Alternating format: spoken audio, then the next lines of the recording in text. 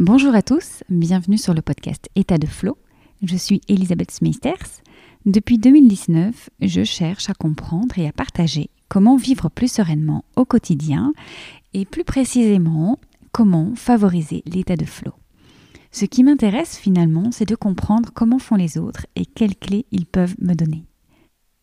Globalement, on parle d'état de flow quand on se sent bien dans sa vie, une sorte de synonyme d'état de fluidité ressenti, même quand on traverse des challenges. C'est un état psychique, un état de bien-être. Le but n'est pas ici de le définir davantage, puisque tous mes invités ont leur propre définition, et certainement avez-vous également la vôtre, et c'est bien le but de ce podcast, de laisser la porte ouverte. Ici, je reçois des thérapeutes, des experts, des artistes, des entrepreneurs et surtout des humains pour découvrir leurs clés d'accès à l'état de flow dans tous les domaines du quotidien.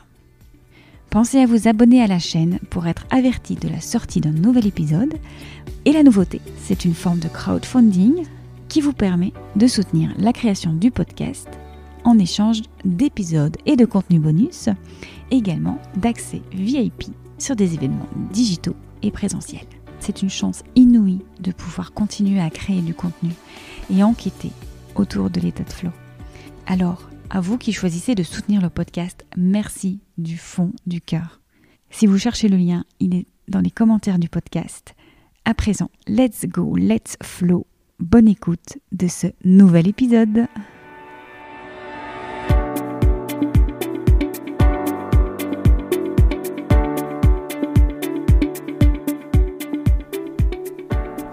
Je reçois aujourd'hui une artiste sculptrice. Julie Espiau sculpte les émotions, les vides et les ombres. Inspirée par l'océan et la nature, elle cherche à libérer les émotions des corps féminins.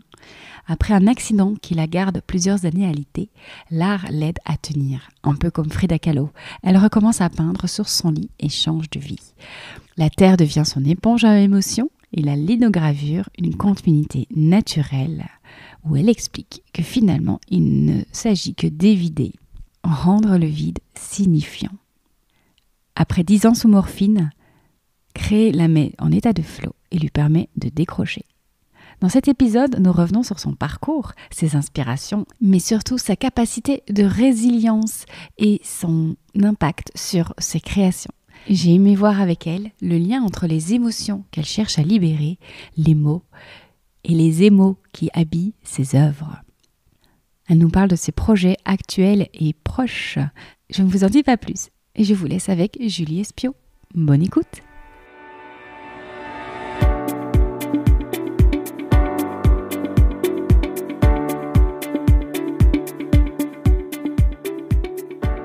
Bonjour Julie. Bonjour. Bienvenue sur le podcast État de Flow, un nouvel épisode avec une artiste. J'adore ça, cette promesse de vibration intense, parce que je trouve que l'art produit des vibrations. Est-ce que tu as cette sensation aussi? Oui, j'ai cette sensation parce que c'est un peu comme si ça rayonnait, c'est-à-dire que j'ai l'impression que quelqu'un qui regarde une œuvre, il est enveloppé d'émotions. Il regarde et il y a une émotion qui monte et qui fait une connexion entre l'œuvre et lui-même. C'est certainement ce que moi je parle, je dis un dialogue d'émotions, un dialogue de vibrations. Est-ce que ça te parle si je te dis qu'il y a un dialogue qui se crée entre l'œuvre et l'observateur? Oui, en fait, il y a d'abord une première connexion, puis l'émotion monte, puis après, comme je dis, il y a toujours une deuxième partie, c'est l'interprétation, se poser les questions, et après se dire, ben, quel est cet artiste? Est-ce que je le connais? Que je ne le connais pas? Voilà. Du coup, plus qu'un dialogue, je dirais, c'est aussi un cheminement, en fait. Mhm. Mhm. Tu crées tes œuvres dans ce sens, avant qu'on parle exactement de ce que tu fais? Alors, je ne crée pas mes œuvres en pensant comment va le découvrir le spectateur, sauf peut-être la mise en scène, puisque là, en ce moment, j'avais commencé des tableaux céramiques qui, en fait, vont être présentés complètement différemment, parce que comme je travaille le vide, Mhm. en fait, je me suis dit que c'était pas une bonne idée d'accrocher au mur et que la mise en scène différente de l'œuvre pouvait être plus intéressante en ayant un support, en le mettant droit et en jouant avec la transparence qu'il peut y avoir derrière. Enfin, avec ce qu'on voit derrière, le vide. Oui, parce que je ne l'ai pas encore dit. Donc, tu travailles la céramique, tu es sculptrice, mais tu as d'autres médiums, notamment un peu de peinture, de la lino, c'est ça? C'est linogravure? La Oh. linogravure, oui. Voilà. Et c'est intéressant parce que finalement, ce que tu parles ici, c'est un travail qui aurait dû être plutôt une peinture ou un tableau qui devient une sculpture. Oui, alors souvent, je peux partir dans un sens ou dans l'autre. C'est-à-dire que là, pour le coup, j'ai fait un dessin, une aquarelle qui devient une sculpture. Mais il est arrivé que je fasse la sculpture et que je fasse la linogravure après. Bon, ceci dit, il y a toujours un croquis à la base quand même.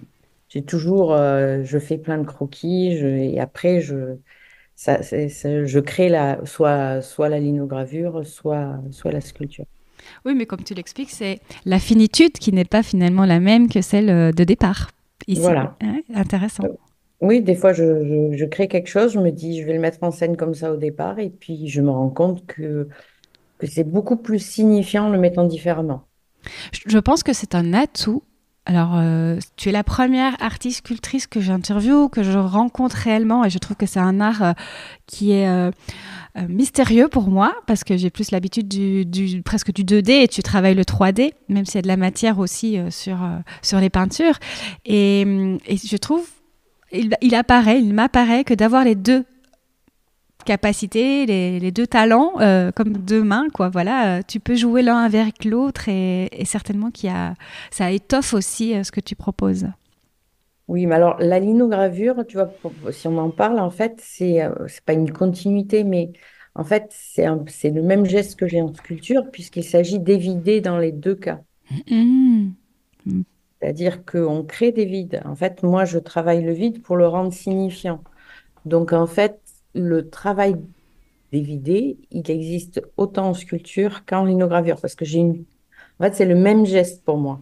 Sauf Mmh. que techniquement, c'est pas exactement le même geste, mais j'ai des gouges au lieu d'avoir un couteau. Mais c'est créer, faire naître la forme par le vide, en fait. Pour moi, sur les deux médiums. Support. Ah, super. C'est une très belle vision que je n'avais pas vue, anticipée. Créer les vides, on va y revenir parce que on va aussi Ouais. parler exactement de ce que tu fais. Je te propose peut-être de t'introduire un petit peu plus. Donc, sculptrice, oui, tout un parcours auparavant, antécédent, mais à un moment donné dans ta vie, tu as un handicap qui a... je ne connais pas toute l'histoire, donc si tu as envie de poser quelques mots pour expliquer, tu peux. Mais c'est surtout que tu deviens professionnel dans l'art après cet accident et que ça va vraiment avoir un impact sur la trajectoire artistique Ouais. que tu prends. Alors en fait, je travaillais dans la gestion finance et j'ai eu un accident dans un entrepôt parce que j'avais aussi d'autres casquettes. Et je me suis retrouvée sur un lit sans pouvoir bouger, avec une paralysie d'une jambe. Et ça a commencé comme ça. Puis j'ai été opérée, ça s'est mal passé. Bon, je passe les détails. Et donc, je me suis retrouvée en fauteuil pendant 3 ans, à peu près quelques années aussi sur un lit avant. Et puis après, j'ai pris un fauteuil. Et puis finalement, on a fini par trouver ce qui se passait et on a réussi à m'opérer. Et j'ai petit à petit retrouvé la marche. Et en fait, le moment où j'ai retrouvé la marche, et c'est aussi le moment où je me suis installée au bord de l'océan, donc les deux m'ont aidé à pouvoir passer au-delà. Mais en fait, dès que j'étais sur mon lit, j'ai un peu fait comme Frida Kahlo, c'est-à-dire que j'ai peint dans mon lit. C'est-à-dire que je suis restée tellement d'années allongée que je peignais dans mon lit. Voilà. Et dès que j'étais en fauteuil, j'ai monté des expositions, un salon dans mon village. En fait, c'est l'art qui Hmm. m'a aidé à tenir par rapport aux douleurs immenses que j'avais, par rapport au fait de rester tout le temps allongée. Et donc, mais j'avais fait des études d'art avant. Oui. En fait, j'avais fait des études d'art et puis comme j'avais eu des enfants et que j'étais soutien de famille, eh ben, j'ai repris mes études et j'ai fait une école de commerce. Comme quoi. Voilà. Et donc, en fait, l'accident, pour moi, c'est une chance, c'est un retour à l'art. Parce que c'était ce que j'avais envie de faire dès le départ. Et pour moi, c'est bon, je le provoquerai pas, mais c'est vraiment une chance. Quel regard tu poses aujourd'hui sur cette période-là? En fait, j'ai un peu, alors j'étais 10 ans sous morphine, donc j'ai un peu l'impression de ne pas trop me rappeler. Mm, mm, Bon, c'est le passé, ça m'a construite au niveau de l'art, ça m'a permis de revenir à l'art. Voilà, en fait, je vois pas ça comme négativement, je vois ça plutôt positivement parce que ça m'a permis d'être ce que je suis aujourd'hui, d'être plus apaisée, de vivre une autre vie et vraiment orientée vers l'art. Tu as dû passer probablement par une période de deuil aussi de la vie d'avant, ou pas? Pas consciemment, En peut-être. fait, non, la vie d'avant, j'étais manager dans une entreprise. Je courais de 8 heures du matin à 8 heures du soir. Voilà, j'étais tout le temps en stress et c'est pas du tout la même vie que j'ai aujourd'hui. Alors, certes, je dois vivre au ralenti. Il y a plein de choses que je peux toujours pas faire, mais je me suis adaptée et à partir du moment où on a accepté de s'adapter à ces possibilités, il y a moins de problèmes. Une belle sagesse quand même. Ça vient avec l'âge. À ce moment-là, c'est la colonne vertébrale, je crois, qui est touchée. Ouais. Ouais. Et tes œuvres, elles ressemblent finalement à des colonnes vertébrales. Alors, il y en a certaines et c'est pas forcément celles qui sont sur lesquelles je communique. J'ai Laurent Jagnard de la Galerie Art Trafic qui est venu à mon atelier parce que je travaille avec eux. Et il me dit, mais tu me caches des œuvres. Je dis, oui, mais ça, c'est des autoportraits. Et il me dit, oui, mais alors, il me dit, oui, celle-là, franchement, mais il me dit, en fait, le message dans tes autoportraits, il est encore plus fort que ce que tu donnes à voir. Et donc, on a décidé. Alors, techniquement, elles ne sont pas au niveau parce qu'elles ont été faites il y a 5 ans. Mais en fait, je vais du coup les refaire, Hmm. peut-être à la sauce du jour. Mais je lui ai promis qu'il pourrait les exposer. Ça doit être un chemin pour toi aussi déjà, ça, de t'exposer toi dans l'œuvre. Parce qu'au début, bon, certes, je parle de ce qui m'est arrivé, mais je parle pas. En fait, je dirais, il y a 2, 3 mois. Quand j'expliquais, mais je n'expliquais pas au travers de mes œuvres. Hmm. Or là, avec le Cercle de l'Art, je fais partie d'un collectif qui s'appelle le Cercle de l'Art avec 102 artistes. Et en fait, on a beaucoup travaillé en introspection sur pourquoi on crée, sur nos inspirations. Enfin, on a vraiment beaucoup travaillé là-dessus. Et je me suis autorisée à écrire des textes et à écrire des textes où je relis mes œuvres et moi. Hmm. Je relis parce qu'avant, je disais toujours les femmes au pluriel. Je disais, oui, il y a des choses qui touchent mon entourage, des fois que j'aborde et qui ne sont pas liées à moi. Mais il y a quand même beaucoup de moi. C'est-à-dire que dans les nouvelles œuvres que je prépare là pour le Cercle de l'Art pour le 1er avril, en fait, on est passé un peu de l'océan au végétal. Hmm. Et le végétal, comme si la tige était une colonne vertébrale. Hmm. Hmm. Fait, c'est toujours des femmes, mais c'est des femmes inspirées du végétal. Et donc, en fait, et les nervures sont les nerfs qui sont dans mon corps aussi. Donc, Hmm. il y a quand même une projection. Et je pense que jusque-là, je n'étais pas capable de parler de cette projection. Quand je parlais de la résilience par l'océan, je parlais de dire que comme quand moi que je m'assois en face de l'océan, j'arrive à faire le vide, que les vagues viennent chercher mes émotions et les emmènent au loin. Mais je ne parlais, je mettais ça sur un ton général, alors que là, j'ai même préparé des textes, un carnet qui sera dévoilé pendant cette exposition, où c'est un petit carnet quand même qui est entre art et introspection, Hmm. Hmm. où j'ai fait des croquis, où j'ai fait des textes. Voilà. Les émotions, tu viens d'en parler et ça a une grande place dans ton travail artistique. Tu parles et tu dis un mot, moi, trois mots qui me plaisent énormément, c'est sculpter les émotions. à la fois, encore une fois, il y a ce mystère-là, on a envie de comprendre et on a envie de venir voir ce que tu fais pour comprendre ça. Et puis, les émotions, ça veut beaucoup dire des choses. C'est l'énergie en mouvement. C'est après ton histoire de stagnation pendant longtemps, puis tu face à l'océan, le mouvement revient et puis ça se retrouve dans tes œuvres. Donc, est-ce que c'est ça? Est-ce que c'est encore autre chose? Voilà, explique-nous un petit peu ce sculpter les émotions. Alors, en fait, c'est sculpter les émotions et sculpter le vide. Parce que, Mm, en fait, dans mes œuvres, il y a peu, enfin, je connais pas vraiment de sculpteurs qui travaillent l'intérieur des sculptures. C'est-à-dire que moi, j'imagine dans ma tête un cocon émotionnel à l'intérieur du corps où il y a des échanges entre l'intérieur et l'extérieur qui se fait par les vides que je crée.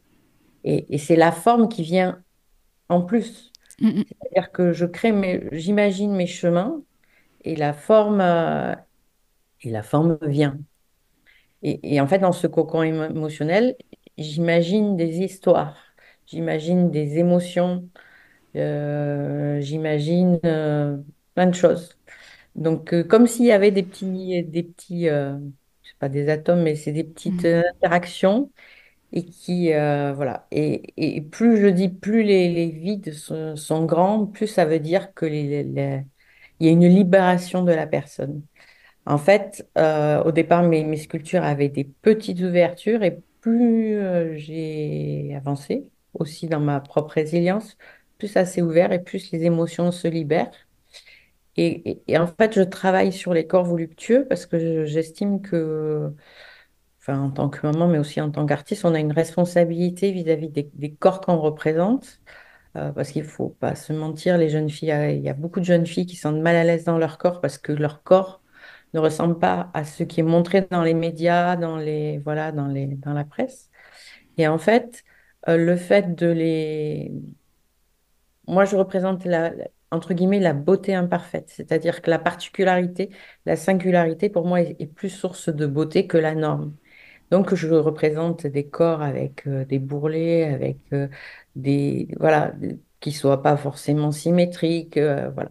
Et en fait, souvent, quand on n'a pas confiance en soi à cause de son corps, on garde les émotions à l'intérieur et en fait, on donne une image à l'extérieur, mais à l'intérieur, ce n'est pas la même vision. mm, D'où l'intérêt d'avoir un cocon, et ce cocon émotionnel n'est pas le même que l'émotion, entre guillemets, affichée. Et ça, c'est le problème du regard des autres sur son corps, mais c'est aussi le problème du regard, de son propre regard sur son corps. mm, Voilà. Alors ça, j'en parle parce que j'ai des proches atteints au niveau de boulimie anorexie et ça m'a fait beaucoup réfléchir au vide qu'on veut remplir et au vide qu'on veut refaire derrière. mm. Voilà, c'est toute cette partie-là. Après, j'ai continué, j'ai même travaillé une fois sur un couple où en fait, j'ai travaillé le cocon émotionnel entre un homme et une femme. Voilà. J'ai fait ça pour un concours. Voilà. Des fois, c'est vraiment, en fait, j'imagine dans ma tête la matière qui est dans le vide. Tu dois être assez connecté aussi à tes ressentis pour réussir à faire ça. Alors, quand je crée, comme tu dis, en plus, c'est le nom de ton podcast, c'est état de flow. C'est ça, c'est que quand je suis complètement connectée à mon art, j'oublie complètement ce qui peut se passer autour, j'oublie l'heure, j'oublie de manger, j'oublie ma douleur, ce qui est très important dans mon processus créatif parce que du coup, c'est comme ça que j'ai décroché la morphine. Mais par contre, quand je m'arrête, il faut à nouveau que je reprenne des médicaments. Mais c'est vrai que c'est un état qui me permet à la fois d'oublier tout le reste, mais de me connecter à mes émotions et Mhm, d'être vraiment dans ma bulle créative et dans aussi dans mon cocon à moi mhm, voilà, et de partir. Ceci dit, je fais aussi des séances comment dire, de connexion pour faire mes croquis, pour faire mes réflexions sur un sujet. Je peux faire, là, je travaille sur une commande et j'ai fait jusqu'à 40 croquis.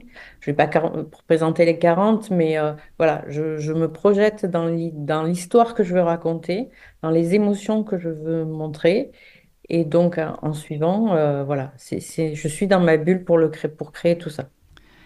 Je pense qu'en tant qu'artiste, finalement, on ressent d'abord soi-même les émotions qu'on, qu'on traverse et puis après qu'on explore sur le papier, sur la toile, sur la sculpture, qu'on Oui, mais libère là. des fois, c'est quand je projette les émotions de quelqu'un d'autre, il faut que Mhm. j'essaie de me mettre dans. Oui, c'est ça. C'est parce que des fois, je raconte des choses qui ne me sont pas arrivées. Mhm. Et donc, il faut que je me mette dans la peau de la personne, un peu comme un comédien se mettrait dans la peau de la personne, C'est ça. et que je me dise, voilà, c'est ce sujet-là, comment la personne se sentirait, comment, voilà. Puis je lis beaucoup de livres là-dessus pour essayer de comprendre la perception du corps, tous les problèmes liés au corps, quoi. Mhm. Oui, tu parles de personnages qui prendraient ce rôle-là, mais aussi, je vois très bien un écrivain d'une fiction, d'un roman, il doit aussi Voilà. avoir cette capacité-là de retranscrire des émotions qu'il n'a jamais vécues. Oui, c'est ça. Tu parles de volupté, j'ai envie de parler aussi de sensualité. Est-ce que je me trompe? Alors, c'est pas c'est pas mon intention première, mais souvent on me le dit, c'est que euh, les œuvres dégagent de la sensualité. Alors, c'est, c'est, c'est lié aussi le fait de travailler les émaux et de travailler les courbes. Forcément, c'est des corps très féminins. Même si ce sont des corps voluptueux, ce sont des corps très féminins et très sensuels. L'idée est toujours de dire que la beauté imparfaite peut être belle à regarder, peut être sensuelle, peut être... voilà. Et j'ai beaucoup de femmes, d'ailleurs, il y en a qui se sont fait offrir des sculptures et qui me disent, mais moi j'aurais envie d'avoir votre sculpture parce que je me reconnais dedans et je suis contente qu'on mette en beauté des femmes entre guillemets imparfaites. Je me demande si la sensualité, finalement, ce n'est pas juste assumer, juste entre guillemets, assumer son corps, effectivement. Est-ce que tu aides à faire en présentant ces œuvres-là, assumer ces formes et les rendre belles et donc, Ah on oui, alors devient en fait, sensuel. Mhm. ouais, en fait, souvent, je passe par le biais de la danse. Alors, j'ai toute une série qui s'appelle Évolute Océane et c'est, entre guillemets, la reprise de confiance de la femme parce que elle danse, donc elle prend confiance et du coup, elle s'affiche quoi en dansant et elle montre que elle s'accepte telle qu'elle est, quoi. Mhm. Et en fait, je passe aussi par la danse parce que c'est la danse que je peux pas faire. Ah oui. Et du coup, ça m'inspire beaucoup, mais des fois, je dessine des positions que je ne peux pas faire moi-même, mais j'arrive à m'y projeter dedans. Tu parles de choses que tu ne peux pas faire toi-même. Tu as dû adapter ton matériel à son handicap, je pense. Ça, c'est aussi une réalité Oui, des artistes. C'est pas que voilà, c'est pas que dans la vie du quotidien. oui, j'ai eu la chance d'être accompagnée par un ergonome, par Cap Emploi qui s'occupe aussi des indépendants handicapés parce que moi, je ne le savais pas. Je pensais qu'il s'occupait que des salariés, mais il s'occupe aussi des indépendants. Ils sont venus, ils m'ont envoyé un ergonome. On a travaillé pendant une semaine sur tous mes gestes. On a tout décomposé et après, ils ont fait des préconisations en matière de matériel qu'ils ont financé à 60%. Moi, j'en ai financé quand même 40%. Et donc, j'ai du matériel avec des tables qui montent, qui descendent, avec une machine à étaler la terre, enfin, avec des choses pour les transferts jusqu'au four, une machine à retraiter la terre plutôt que le faire à la main. Voilà, on a adapté mon activité au maximum de ce qu'on pouvait, quoi. Un ergonome qui alors du coup te propose du matériel spécifique pour ton métier, adapté. Alors, c'est un matériel qui existe pour mon métier, mais que moi, je faisais tout à la main, donc c'était Mais plus toi, tu facile. n'en avais pas conscience de l'existence de ce métier ou tu le savais et juste tu savais pas vers où te Non, tourner? justement, on a contacté des fabricants pour faire des adaptations mettons, sur une boudineuse, c'est quelque chose qui retraite la terre. Et il y a quelqu'un qui crée des boudineuses en France et qui a accepté de faire un rajout pour me simplifier la tâche dessus. C'est-à-dire qu'il a fait une adaptation. Hmm. Mais voilà.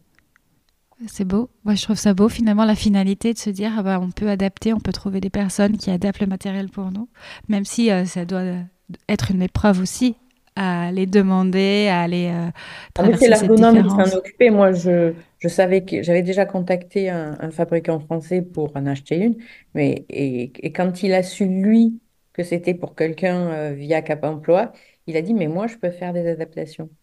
Voilà. Hmm.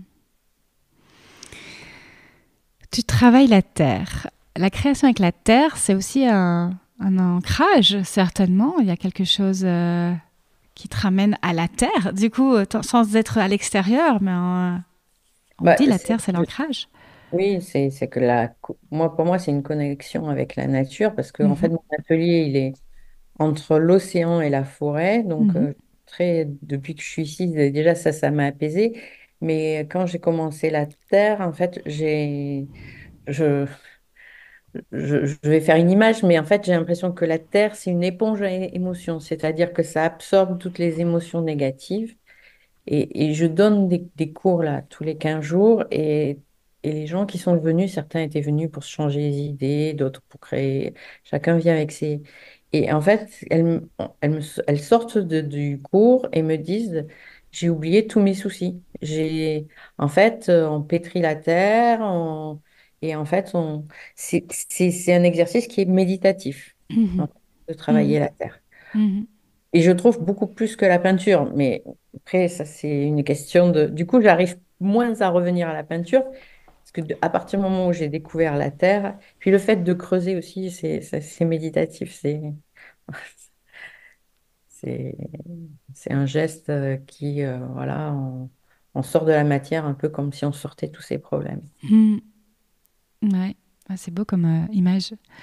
Mais oui, effectivement, probablement que la peinture, il y a encore ce pinceau qui vient entre la matière et notre doigt, alors que bah, la terre, on est directement dessus, Moi, pas vraiment. non? Parce que moi, je travaille avec un couteau et je travaille avec des instruments, mais il y a quand même ce rapport à la matière qui est important, quoi. Mhm. Ouais. Travailler les ombres. Tu parlais tout à l'heure de créer des vides, de sculpter les vides, sculpter les émotions, mais il me semble que tu sculptes également les ombres. Ah oui, j'ai encore fait ça la nuit dernière, enfin, pas la nuit dernière, la nuit d'avant. J'avoue que ce travail de l'ombre projetée m'intéresse beaucoup. C'est-à-dire que chaque fois que je fais une sculpture, j'éteins la lumière, je mets un spot et je regarde comment ça se comporte et comment on comprend la forme par rapport à l'ombre projetée. Et en fait, ça fait plus d'un an et demi que je fais des photos de ça. Je sais pas, peut-être un jour on ferait quelque chose, mais j'ai des idées comme ça, des trucs qui me... J'ai l'impression que quand une œuvre est réussie, elle a une belle ombre projetée. Voilà, parce que c'est comme quand je travaille une sculpture, euh, je travaille autant entre guillemets, c'est autant de sculptures qu'il y a de faces. C'est-à-dire que je travaille sur une tournette et je veux qu'il se passe quelque chose et qu'il y ait un message dans chaque angle de perception. Et c'est comme ça que des fois, je fais des photos, je fais des photos par-dessus la sculpture. Et j'avais montré une comme ça sur LinkedIn. Et il y a quelqu'un qui m'a dit, mais comment on la voit là, ta photo? Ben, je lui dis, d'en haut, je sais, vous la regarderez jamais, mais moi, je sais que ça avait une signification pour moi d'avoir conçu les deux corps mais qui ne se touchent pas et qu'on voit ça d'en haut. Alors que personne ne le verra si quelqu'un l'a chez lui, mais pour moi, c'était important d'avoir cette signification-là. Ça rajoute quand même, j'ai envie de dire, du travail à l'œuvre, d'aller vérifier effectivement, est-ce que ça fonctionne sur tous les plans. Alors, je dirais que c'est assez instinctif, en Mhm, fait. Parce que maintenant, en fait, quand je crée, au fur et à mesure que de mon geste, je me dis, suivant ce que je veux exprimer, je fais le tour. Donc, quand je crée, je tourne en même temps. C'est-à-dire, quand j'incise ma terre, je tourne, je reste pas sur un plan. Donc, forcément, voilà. Mais souvent, il y a du mouvement dans tous mes corps, il y a du mouvement. Donc, forcément, il faut que le mouvement il fonctionne et voilà. On revient à cette idée d'émotion, emotion, mouvement, l'énergie en mouvement. Du coup, si on parle vraiment de ton processus créatif, tu parles. Est-ce que tu parce que bon, moi, j'ai déjà vu tes œuvres en photo, pas encore eu la joie de les voir en vrai, parce qu'on n'est pas dans la même ville, mais quand même, elles donnent déjà un bel aspect. Bon, voilà, on peut s'imaginer comment tu crées, etc. Mais dis-nous un peu, est-ce que tu pars d'une boule de terre, effectivement, que tu viens creuser et vider, ou est-ce que tu ramènes des bouts de terre l'un vers l'autre? Alors, ça dépend complètement de l'heure, parce qu'il y en a où je pars carrément d'un bloc de terre, un peu comme un sculpteur de pierre, et je vais aller évider, voilà. Et il y en a où en fait, je travaille avec partir d'une plaque de terre que je forme et avec laquelle je vais faire la forme. Et après, je vais aller évider, faire des rajouts, etc. En fait, j'ai les deux techniques, ça dépend exactement de ce que je crée. Et, euh, et honnêtement, les œuvres les plus abouties sont celles où je pars de la masse complète. Ah. Parce que quand je fais une forme, je suis contrainte par un problème de technique. Alors que quand je suis encore au stade du pain de terre, etc., j'ai plus tendance à aller chercher des mouvements que je ne, qui sont tellement calculés avec la plaque de terre, qui sont moins expressifs que quand je les fais sortir du pain de terre, carrément. J'ai l'impression que même le processus dans ce que toi tu vis en tant qu'artiste, c'est très différent aussi, parce que d'un côté, tu viens donner une forme à du vide, et de l'autre, tu en donnes à du plein en vidant. Tu comprends ce que je... Ouais, ouais.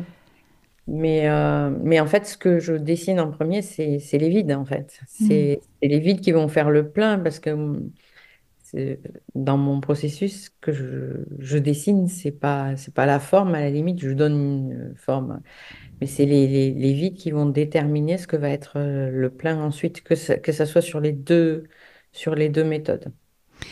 Tes sculptures, elles sont quand même à la fois, on voit bien que c'est de la terre, donc c'est lourd, c'est solide, mais à la fois il y a cette finesse, puisque chaque vertèbre, ou chaque, voilà, j'ai envie de dire, chaque morceau est fragile en soi, et c'est dans l'ensemble que ça devient quelque chose de plus solide, effectivement. C'est aussi un challenge technique, ou pas, de Alors, garder la solidité de non, elles l'œuvre. sont pas du tout lourdes, elles sont très très très légères par rapport Ah, aux sculptures, parce que par rapport à des sculpteurs qui font des sculptures en céramique pleine, moi mes parois sont très très fines. Euh, oui, c'est une technique que j'ai trouvée moi-même, où en fait, je me suis formée avec pas mal d'artistes et d'artisans d'art. Puis après, j'ai développé ma propre technique. Quand je suis allée voir des gens qui étaient pourtant agréés à Atelier d'Art de France et pour améliorer mon processus, ils m'ont dit, je ne sais pas faire, donc continue comme ça. Et en fait, tu as développé ta propre technique et il n'y a que toi qui peux l'améliorer. Donc, pourquoi je cherchais à améliorer? Je cherchais à améliorer dans un sens où certaines œuvres peuvent me prendre jusqu'à 80 heures quand elles sont un peu grandes et que je veux arriver à cette finesse-là. Donc, je cherchais un peu à améliorer, mais en fait, non, quoi. Donc, du coup, non, c'est ma propre technique et, euh, et en fait, oui, c'est du travail de précision parce que en fait, comme tu dis, c'est des petits bouts et il faut que ces petits bouts, que le tout tienne et au fur et à mesure que je vide et que ça ne s'écroule pas. C'est arrivé. oui, oui. Mais c'est rare parce que plus j'avance, plus je sais. Mais comme je mets de plus en plus de vide, il y a de moins en moins de terre pour tenir et des fois l'épreuve au four est difficile. Hmm. Comment on vit ça en tant qu'artiste, de voir son œuvre qui s'écroule ou qui rend pas Eh du ben, je me tout dis, non, non, alors là, je suis sur ça. Je me dis, bah, de toute façon, c'est que elle devait pas voir le jour qu'elle avait. Voilà, c'est comme quand je suis en train de créer une sculpture. J'ai le souvenir d'une sculpture, j'ai quand même partagé sur les réseaux sociaux. Je pense qu'il y a peu d'artistes qui font ça. J'ai partagé ma sculpture qui venait de se casser alors qu'elle était presque sèche. Et j'ai dit, qu'est-ce que je fais? Je la renvoie à son état de terre, c'est-à-dire que je la mouille et je la retraite. Ou est-ce que j'estime que c'est un signe et que je vais en faire quelque chose différemment? Et j'en ai fait quelque chose différemment. Et, et la galerie avec qui je travaille m'a dit, mais c'est ta meilleure œuvre. Des fois, voilà, je fais et il se passe quelque chose et je me dis, si ça se passe, c'est que ça doit pas être comme ça. Je crois que c'est important d'écouter ce qui se passe et moi, j'écoute les signes. C'est bizarre, mais T'écoutes les œuvres. oui, oui, oui. J'avais une sculpture qui m'avait donné plein de difficultés parce que là, j'étais partie dans un truc très compliqué. Et je l'ai laissée, alors peut-être mal mise sur le bord de la table, elle est tombée par terre et j'ai dit, bon, ben, elle est morte, et puis je la referai jamais, quoi. Non, mais c'était la fin de tout ce qui m'était arrivé avec cette sculpture qui était trop compliquée. Et comme je dis, elle a choisi son destin. Ah là là. Voilà. Alors, le seul problème, c'est que c'était à 3 semaines d'une expo, donc j'ai dû en refaire une vite fait, mais voilà, quoi, c'est comme ça. Mais Tu c'est n'as... vrai que ça demande beaucoup de technique et beaucoup de patience parce qu'en fait, Hmm. on part de la terre qui est de l'eau, qui est de la gadoue un peu, hein, ce qu'on dit, de la boue. Et en fait, pour arriver à faire tenir ça, c'est qu'il faut de la patience, il faut que ça sèche, il faut que ça sèche pas trop vite, pas trop lentement pour que je puisse continuer à travailler. Voilà, c'est des astuces à chaque étape, en fait. Est-ce que tu pratiques la patience? Qu'est-ce que tu mets en place ou quand tu arrives dans un moment un peu charnière, tu dis OK, maintenant il va falloir que je sois patiente ou je sens l'impatience qui arrive. Est-ce que ça, voilà, qu'est-ce que tu fais dans ces moments-là? Est-ce que Non, mais en fait, alors, par contre, quand je fais une sculpture, j'aime pas avoir des contraintes, c'est-à-dire des contraintes de repas. Je suis désolée pour ma famille, mais j'essaie de. C'est pour ça que souvent, j'aime bien créer la nuit parce qu'il n'y a pas de téléphone, il n'y a pas de contraintes. Et en fait, je me suis rendu compte que si je prends une sculpture et que bon, je ne vais pas l'amener dans la nuit jusqu'à la fin, mais je vais l'amener jusqu'à un moment où je pourrais la poser, la mettre sous poche et qu'elle attende les finitions. Mais j'ai besoin que ce processus créatif jusqu'à la pratiquement à mi-étape soit fait d'un trait. C'est-à-dire qu'au fur et à mesure que je travaille, la terre sèche et j'ai besoin que ça soit fait d'un trait. Parce que si je m'arrête en cours de processus de création où j'ai pas déterminé tous mes vides, où j'ai pas tout terminé, eh bien, j'ai beaucoup de mal à y revenir. ce premier moment il dure à peu près combien de temps? C'est quoi? C'est une journée, une demi-journée? Parce que j'imagine que tu dois te planifier du coup des horaires de création parce qu'à ces Non, moments-là, tu dois pas être dérangé par une activité, un rendez-vous. non, non, non, je planifie pas du tout. Je me lance, mais dans ces cas-là, je vais aller manger, puis je vais repartir, et puis je vais finir, il est 3 heures, 4 heures, 5 heures, 6 heures, c'est pas grave. Ce qui m'intéresse, c'est d'être allé où je voulais aller. Hmm. Après, je peux m'arrêter. Peu Mhm. importe les finitions, elles se font après. C'est important que je sois, quand je suis connectée, que je ne dérive pas de ce que j'ai. Du coup, quand j'ai mangé, on peut me parler, j'écoute pas vraiment. Oui, Mais c'est ça, tu es immergé finalement avec ton oui, œuvre oui, dans la carrément dans création. ma bulle et surtout pas envie d'en sortir, quoi. Envie de continuer moi, ce que j'ai en tête et de le mener au bout. Et quand j'ai enfin mené au bout et que je sais qu'après ça sera des finitions, et même si c'est de longues heures de finition, j'ai ma voix, j'ai posé ce que j'avais à poser et maintenant Mhm. je peux m'autoriser à déconnecter. Et après, par contre, quand je fais la finition, peu importe, parce que là, je fais plus que de la finition et là, on est dans un cadre technique et je n'ai plus besoin d'être connecté comme ça. Hmm. Mais ça veut quand même dire que si tu veux, on va dire, il est 8 heures le matin, tu te dis, allez, je vais commencer quelque chose. Oui, mais si tu as un rendez-vous qui est prévu à 10 heures, comme on va dire notre épisode de podcast, ah bah, tu peux peut-être pas te dire, je vais commencer une œuvre là parce que j'ai une heure devant moi. Ce sera certainement impossible. Ah oui, oui, oui, non, mais ça, d'accord, mais de toute façon, quand je commence, je suis en journée, mon fils est à l'école, je suis toute seule dans mon atelier, il y a pas de souci sur ça. Tu t'es mis des conditions quand même d'organisation, Oui, oui, d'environnement, oui, oui. peut-être. J'ai un atelier qui est contigu à la maison, mais qui est séparé. Donc, quand je... c'est- Alors, ça, c'est un autre problème parce que du coup, j'ai tendance à aller à l'atelier à n'importe quelle heure et n'importe quand. Et j'ai du mal à fermer la- la- entre ma vie perso et ma vie pro. C'est compliqué parce que j'ai souvent... Du coup, je ferme ma clé, je range la clé pour m'éviter d'y aller, quoi. Est-ce que tu as fait tout à l'heure, alors j'ai envie de revenir un petit peu sur la technique, tu parlais des émaux. Je sais que ça aussi, c'est un grand travail de recherche de ton côté. En tout cas, c'est une part entière et différente de la sculpture même. C'est vraiment, je ne sais pas comment tu nommes cette partie-là du processus. J'aimerais en parler avec toi. Mais il y a aussi cette idée-là que émo et émotion, c'est quand même très très proche.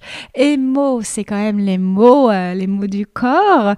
Et les mots, voilà, il y a ce lien entre les mots qu'on ne peut pas dire et qu'on exprime et que tu exprimes avec la sculpture, que tu aides les regardeurs à libérer en observant la sculpture, les émotions et les émos. Il y a un beau jeu de mots là-dessus. Oui, c'est vrai que, en fait, c'est un peu comme si j'habillais ces femmes.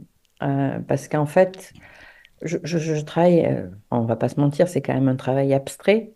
On peut reconnaître dans certaines séries des corps, on reconnaît un peu des corps de femmes qui sont peut-être plus affirmés dans des séries que dans d'autres. Mais pourquoi? Je passe par l'abstrait déjà pour, pour ne pas, euh, pour ne pas parler de nudité. C'est-à-dire que c'est des corps qui expriment et c'est pas des nus. Il y a quelqu'un qui me dit, mais tu fais des nus. Non, je lui dis, je fais pas des nus, je fais des corps et je passe par l'abstrait déjà pour pas parler de ça. Parce qu'on on a trop tendance à résumer le corps de la femme à la nudité.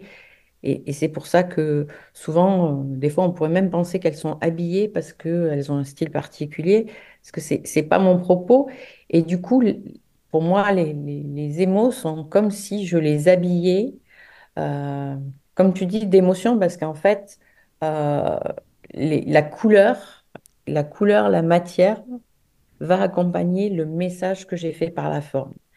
Mais par contre, comme le disait, en fait, j'ai une critique d'art qui a fait un texte sur mes œuvres, et c'est vrai que je n'en parlais jamais, mais elle me dit, mais les œuvres sont monochromes parce que tu laisses passer, tu laisses les émotions au premier plan plutôt que et la couleur vient accompagner, mais elle n'est pas prioritaire dans l'œuvre.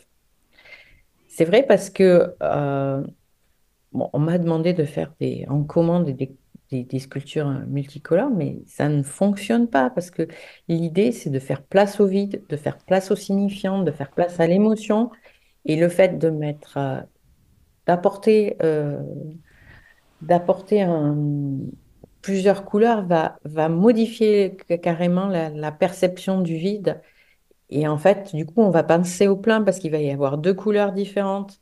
Et pour moi, c'est vraiment important d'avoir que ça soit les vides qui passent au premier plan et donc d'avoir une monochromie importante, quasi-monochromie parce qu'il y a quelques qui ont qui ont des valeurs en fait, mais on reste dans la même teinte ou des dégradés.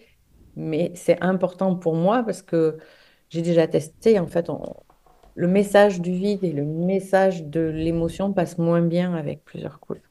Mais tu sais, ça me fait penser aux vêtements qu'on porte, tout Ouais. simplement.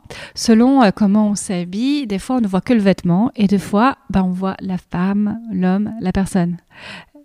Et ça, c'est important aussi je trouve, de le savoir, d'en avoir conscience que selon les vêtements qu'on va porter, certains on va nous voir et d'autres vont nous cacher parce que c'est le vêtement qui va être vu. Ouais, ouais.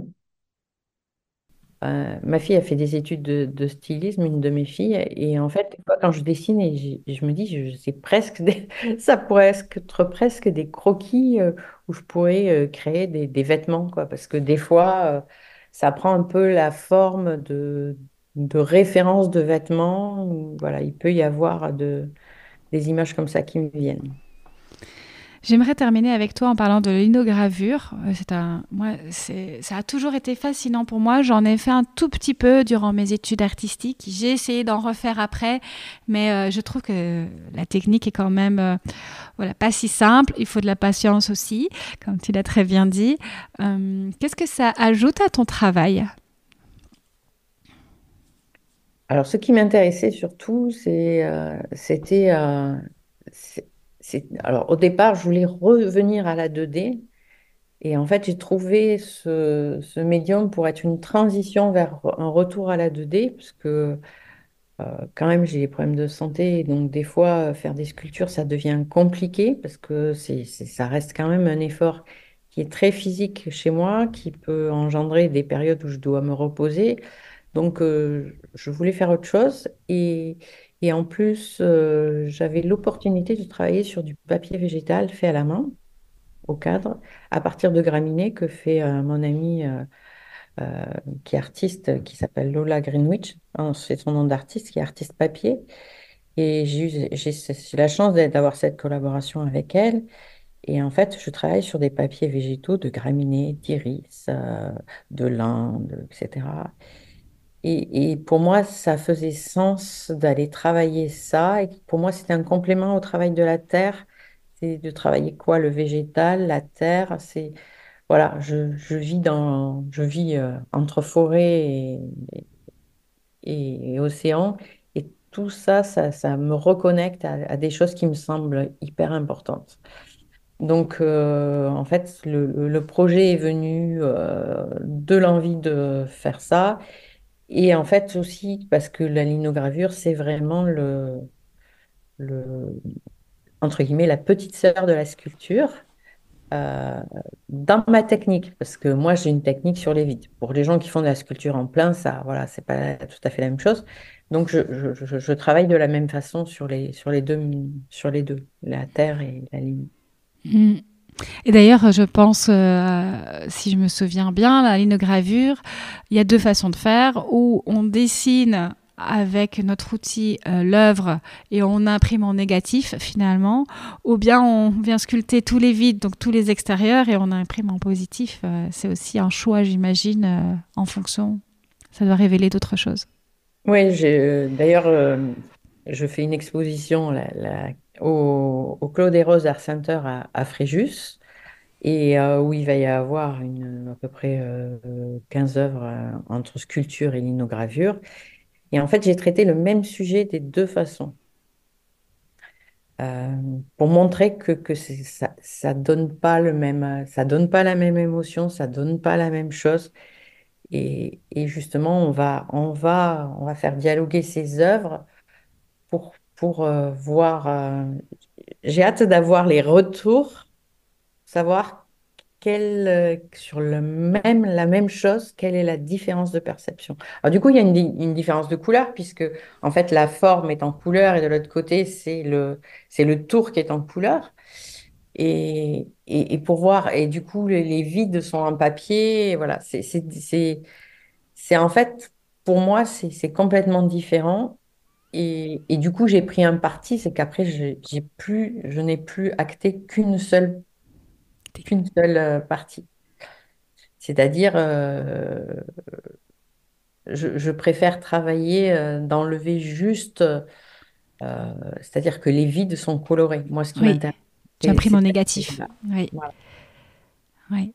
Ah ouais, mais je pense que c'est important à un moment donné aussi que l'artiste ait son parti pris et Oui, choisisse. Hein. mais Donc, je trouvais intéressant de présenter les deux œuvres parce que l'an dernier, j'en ai fait d'autres et j'ai pas présenté les deux œuvres. Et je trouvais intéressant de oui. présenter les deux œuvres et de voir les réactions lors du vernissage. Je serai attentive à voir les réactions entre les deux.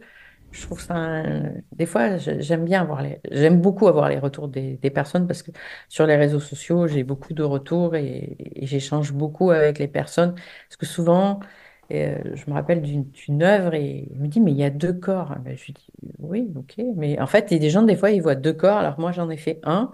Mais c'est intéressant comme. Et du coup, je vais réfléchir où ils voient les deux corps. Tu vois, voilà, c'est important. Là, j'ai fait une œuvre, celle qui est faite en bronze, là, dont j'ai partagé les vidéos.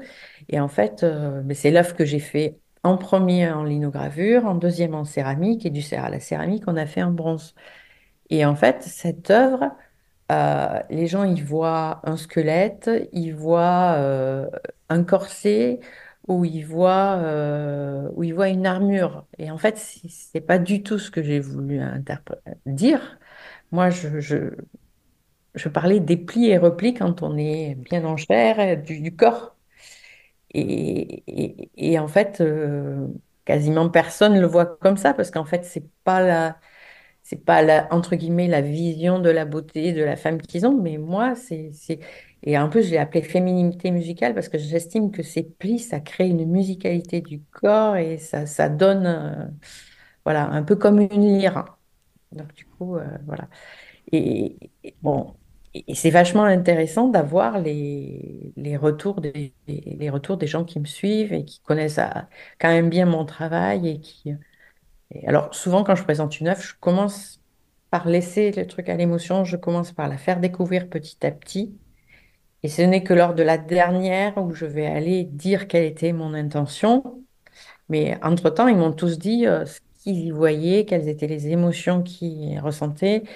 Et je trouve important de laisser ce processus au- de découverte de l'œuvre. Je pense que c'est important de commencer par là. C'est là aussi qu'on voit la puissance d'une œuvre, finalement, qui nous dépasse. Ah oui, oui, oui, tout à fait. Les gens, c'est normal.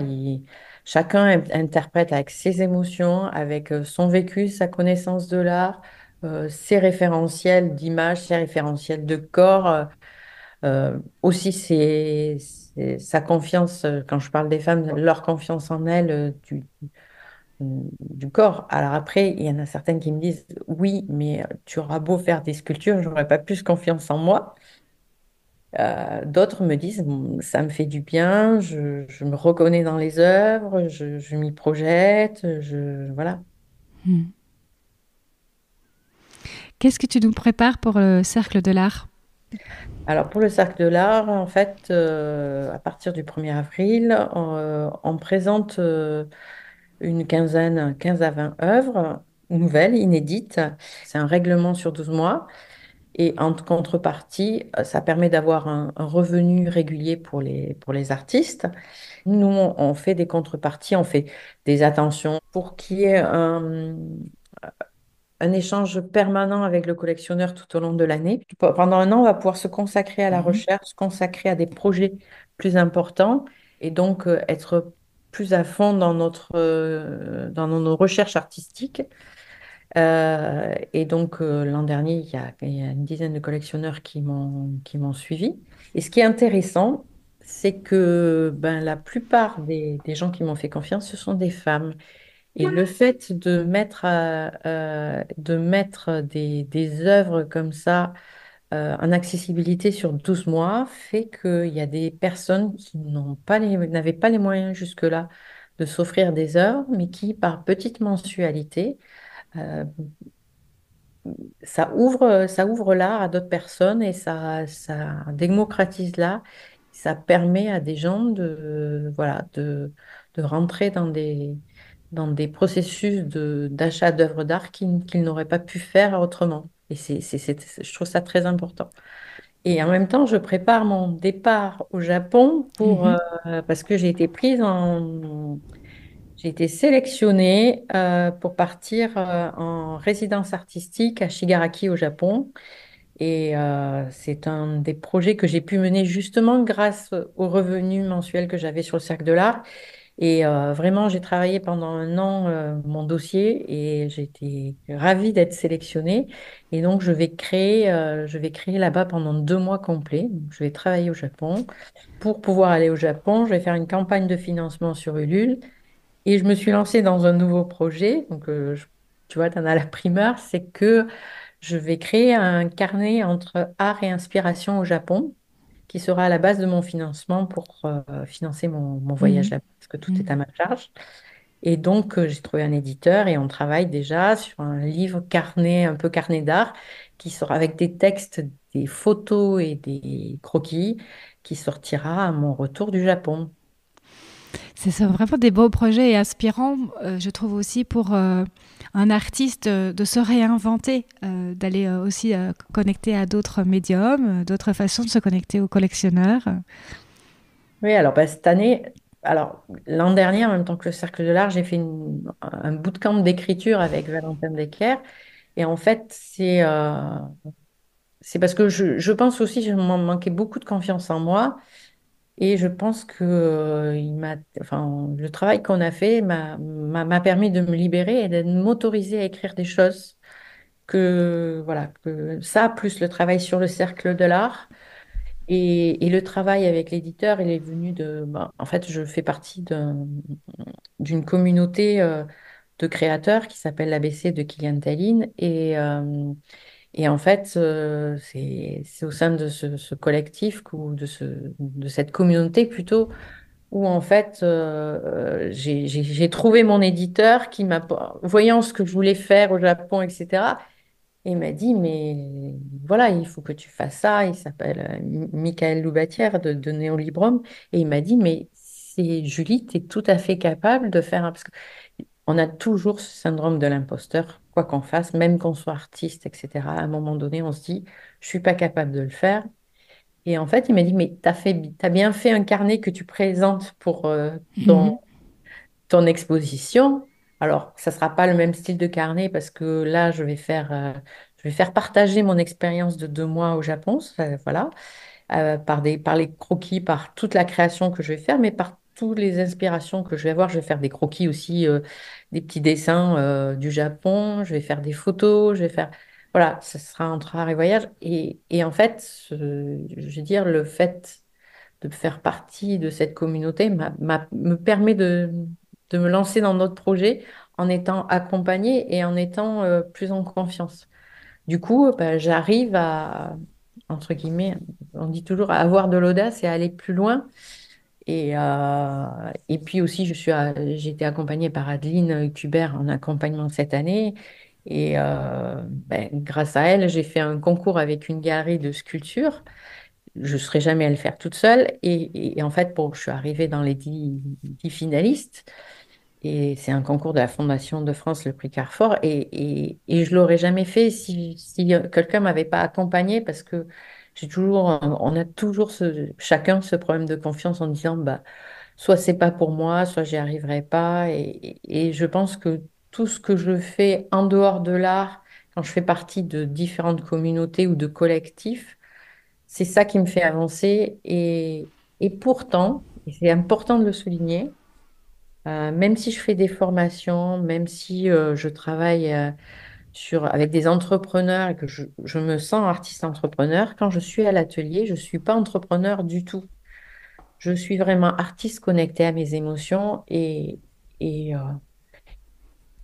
des fois, la galerie me dit, mais des fois, tu devrais être aussi un peu entrepreneur et réfléchir à comment tu vas le vendre. Parce que on revient à mon histoire de tableau céramique et il m'a dit, mais t'es parti porté par tes trucs et tout, mais t'as réfléchi après comment tu allais pouvoir le présenter et une fois qu'il est cuit, c'est trop tard pour modifier. Voilà, en fait, je réfléchis pas à la conception et à la présentation de l'œuvre. Je me connecte à ce que j'ai envie de dire et je me suis pas. Du coup, des fois, il faut que je trouve des solutions pas possibles pour arriver à présenter l'œuvre parce que ça n'a jamais été fait. Et là, pour le coup, ce que j'ai fait, ça n'a jamais été fait. Et la galerie m'a dit, mais il faut que tu inventes un nom. C'est pas une sculpture, c'est pas un bas-relief, donc c'est quoi? Et en fait, j'avoue que je me laisse souvent porter et je fais des choses que les autres font pas parce que je me connecte qu'à moi. Et donc, ben, c'est vrai que malgré toutes ces communautés et tout ce travail que je fais autour, je reste vraiment, l'art reste l'art et l'entrepreneuriat reste Mhm. l'entrepreneuriat. Et tout ce qui est entrepreneuriat se fait dans la maison et tout ce qui est création là-bas. Par contre, tout ce qui est croquis, je le fais ni dans l'un ni dans l'autre parce que j'ai besoin d'être complètement déconnectée de mes créations. Mhm. Parce que j'ai remarqué souvent que d'avoir les œuvres dans l'atelier influence mes croquis suivants. Oui, pour faire table rase, finalement, tu vas ailleurs. Mm, mm. Oui, et puis du coup, voilà, je suis ni dans l'art ni dans l'art, je suis juste connectée avec moi. Et souvent, ça peut être, je peux avoir des idées sous la douche, je peux avoir des idées quand je suis en voiture ou quand c'est pas moi qui conduis et que j'en profite pour dessiner, quand je pars en vacances ou quand je vais à la plage, voilà, ou quand je vais marcher dans la forêt et que je m'inspire en prenant des photos. Et c'est d'ailleurs le prochain sujet du Cercle de l'Art, c'est que j'ai exploré le thème de la résilience par le végétal, en faisant donc, comme on en a parlé au début, un parallèle entre la résilience humaine et la résilience végétale. Et je suis passée au travers des photos que je fais depuis des années, des photos de fougères. Mm. La fougère, c'est le symbole de la résilience. Les Maoris utilisent beaucoup ce symbole qu'ils appellent le kourou. Et en fait, c'est la forme en spirale qui est la forme résiliente, un peu comme aussi le coquillage millénaire. Et en plus, le lien entre l'océan et la forêt, c'est que j'ai lu des études où, en fait, mais je l'ai su après, hein, je ne le savais pas avant quand j'ai commencé à travailler sur ce thème, que la fougère a migré de l'océan dans la forêt. Donc, en fait, c'est ce thème que j'explore dans mes nouvelles œuvres que je vais présenter à partir d'avril. Et comme ce podcast sortira en avril, au moment où les écouteurs écoutent en ce moment, ben voilà, ils n'ont plus qu'à venir te contacter pour avoir ton portfolio. Oui. Oui, portfolio, vous m'envoyez par message votre mail et puis je vous l'envoie. Il y a pas de souci. Super. On termine avec l'état de flow. Tu en as parlé tout à l'heure, cet état de flow que tu trouves dans ton atelier quand tu es seul avec ton œuvre en pleine création. Mais de ce que je crois comprendre aussi, tu as cet état de flow qui est possible aussi quand tu es entouré d'autres personnes créatives, communautés. Je sens aussi peut-être les galeristes qui t'accompagnent, qui te permettent d'aller plus loin, entouré en tout cas. C'est pas en rapport avec l'état de flow, parce que quand j'ai besoin des conseils de Laurent Jagnard de la Galerie Art Trafic, en fait, on en parle, mais on en parle une fois que j'ai fait l'œuvre, on n'en parle pas avant. Par contre, j'échange beaucoup avec des artistes du Cercle de l'Art et notamment ma binôme historique avec Cécile Rousseau, là, qui est en fait toutes les deux.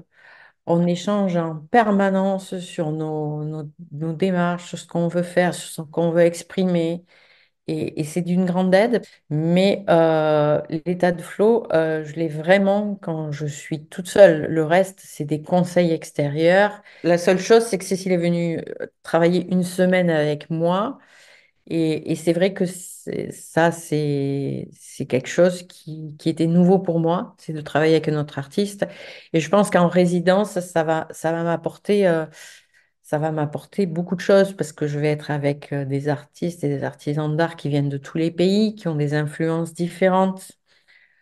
Certes, j'ai préparé un dossier en parlant de ce que j'allais créer. J'ai même des croquis, mais il est important que je me laisse porter par le pays, que je me laisse porter par les influences et que voilà, je n'y vais pas pour créer exactement ce que je fais ici.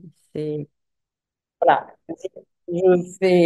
J'ai prévu de faire des recherches ben, sur les terres qui sont là-bas, sur des choses un peu particulières et de me laisser porter. Mais le sujet que je vais porter là-bas, c'est toujours sur la résilience et ça sera la résilience et les vagues. Là, je m'interroge à l'instant. Est-ce que tu vas créer aussi des œuvres, c'est-à-dire tu vas devoir les ramener après, si ce n'est Ah pas oui, que oui, oui, oui, oui, il est c'est de prévu la que je ramène. logistique. Il y a un budget pour amener et le budget est quand même de 2 000 € pour amener les œuvres. Donc voilà, parce que j'ai prévu de faire des plus grandes œuvres là-bas. Pour, j'ai prévu et j'ai prévu aussi de laisser des œuvres là-bas. En fait, tout dire, mon fils vit au Japon, est marié avec sa femme japonaise, ils ont de petits-enfants qui parlent japonais. Donc j'apprends le japonais. Certes, j'avais commencé à apprendre le japonais pour eux, mais j'ai intensifié pour la résidence parce que j'ai envie d'animer des ateliers et je voudrais au moins pouvoir dire quelques mots, même si c'est pas. Et je pense que déjà, j'ai fait déjà 2 voyages au Japon, donc c'est le troisième, mais c'est le premier où je vais travailler et vraiment vivre comme des Japonais. Enfin, pas vraiment, parce qu'on est quand même dans une résidence artistique, mais, euh, mais c'est important, c'est quelque chose d'important pour moi.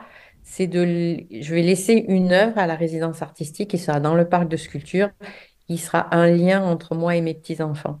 Hmm. Et pour en dire, il y a une œuvre de Mamie Julie, parce qu'ils m'appellent comme ça, de Mamie Julie au Japon. Et donc, ils viendront voir la résidence et j'ai besoin de rentrer dans leur culture. J'ai besoin, parce que c'est très compliqué pour moi, parce qu'ils ne parlent pas la langue.